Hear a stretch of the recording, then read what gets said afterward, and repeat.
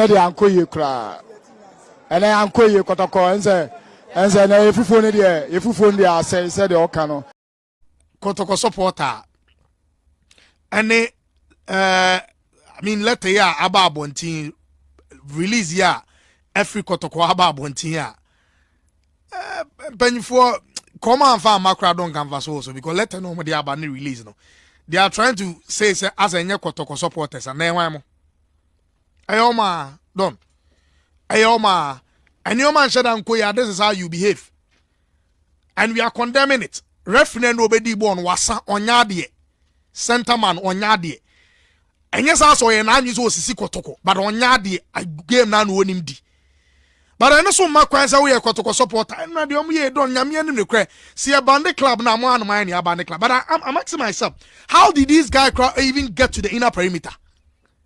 They also say see kwa away ye nyina ye condemn kotoko kwa away na nyoma anko ya ye betena kasa e bi esisi kotoko nyoma anko yi but as to say lines when apeja flag na supporter e ko ne so de don debi we are cake we are outmoded and nya de ese so if that's how we want to run our football don't mean ni say betimi aboy most of us apart from this job that we are doing we are 3-2 kotoko but I think say the Sunday way emanation players let's tell the kotoko players like they are losing it the money will form. Ain't it the nations for the channel? Treatment that you get as a kotoko player, a nations, maybe the team and they are done. Ever be one way they can match you people. But so we be BM1. Even playing for kotoko as a club, near the Cassia pa. And to Majina Park, so not done 4 games on a row, Mutimi Lusu, Nanyamaniwu, and Yamo Ferry. Not supporters say to Sana more way are. My players in the front, so everything is okay. Meanwhile, things are not okay. Saboni Gusua Yabo by this time, I don't go to Conteka. And now I'm forced to go to Quansha go be an offside, a clear offside. Yanya Sadi and go be Bona Branch and Koboshane offside, clear offside. But here's a place that show me from Dan Lad, who is the captain of the team, Richmond Lamptey, and will be a work at Biadon on performance in our form. Richmond Lamptey since the second round of the league. Money kwana eko form. There are senior players in the setup. As by now, I'm sorry. Because more GN in Guasema club ne dodo. Kotoko supporters na real wo mu di Mr. Edumo amu kofi omu ntimi ni di nyina no. Wo mu di ombe ya so ombe stadium. But as to say performance in the players no na yesa mo yire mo. Now Kotoko next game. Prosper no me pam no mo pound because they are in the pam no me pam no. So I'm so many 3 games na man na bechem. Hey, just a bechem for your margins so me your man every pedal on so. And yes, sir, Kotoko be lusu. And if they finish that game, subsequent games I come and do anya form. I have huge respect for prosperity. But coach, let's talk more action on the field. You open your mouth to say, and they are me free Kotoko. Many adjuma for fry. Ask yourself, which better job will you get in Ghana here? Better than Kotoko Edmano. So anya Kotoko anahasa. All things being equal. No one is saying you're a bad coach. You're a good coach.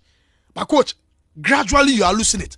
And you might be a mark to support the do na so say ban no mo kasa brano. Don enya no ho adwuma na say we yama kotoko no. Angel. Kotoko performance don performance wise. Players na kwa na ekofom. Angel. Kotoko pattern of play be no do aye adwuma. Enti omo coach na dey pa no mo kwe. But your video net that's so no ye bra na Professor Ogum coach person oyifa ho na okọ na amanfo tete na kan do rem obi antache no but na ayeden se kan be pie opanyin so na o kan sembi nyame ntua nkrofo bi mu wa kwantu mu nyina aka nyina no opanyin a ote hui mu o de sansem ne tubia nti we no my course e jodi na wie na fe me we PM skata me di secret man na don wato aswe Angel.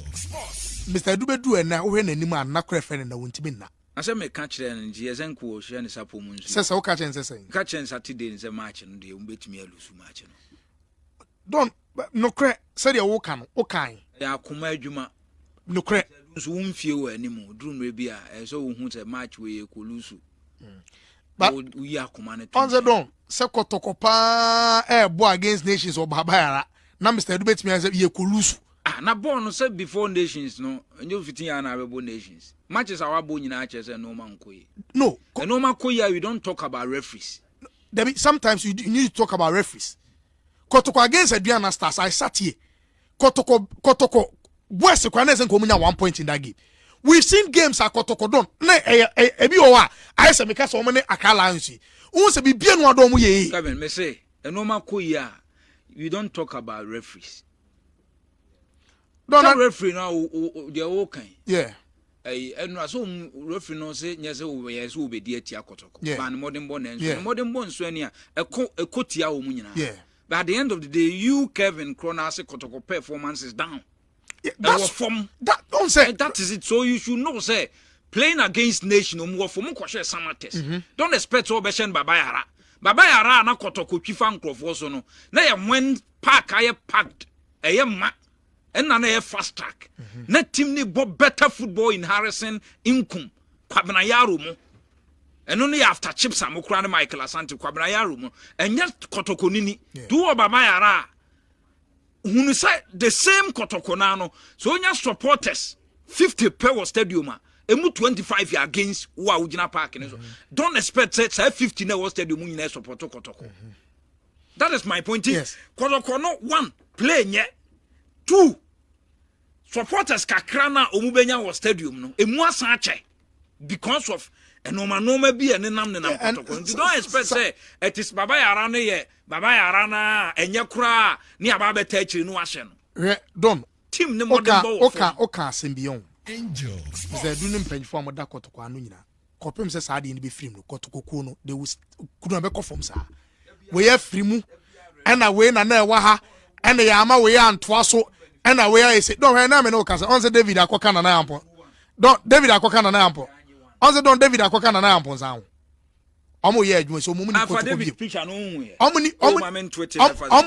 ni kotoko bi emu akudu Moldova. Yes omo ni kotoko omo ye omadwuma but don ye onkrofo bi okotoko sisi a ene ya ma omo anto we don we ye kotoko true supporter take it they've gone omo ni wo eko but don wa ma unu ye ntwa nkwa untwa nkoduru that is saade na ha kotoko no and so omo anto omo for saade na don mesi kotoko no he ebe kakra omo bono ne Namoro FC omo ni we mu kro baba yara omo twa fo mubo because kotoko omo mu sika kro ma yo ma bin se don omo be so omo ye no ye onkrofo bi okrom a ene ye so omo mfiri Kumasi ye onkrofo bi okrom a time na amposa mo ye ye timi ka se na omo nya asantefo ena se si ya na mo ka sa asem no now you happy with the state of the performance of the club The entire obe take decision any pande ko say the fans so na na ya amoko Oscar what ya say en kesi etwa so bi ko omoko obi antumi metena adwuma mimi se bedrum me bi na mini ha sa na tie but ekwan a obe fa so ama nipa na ko no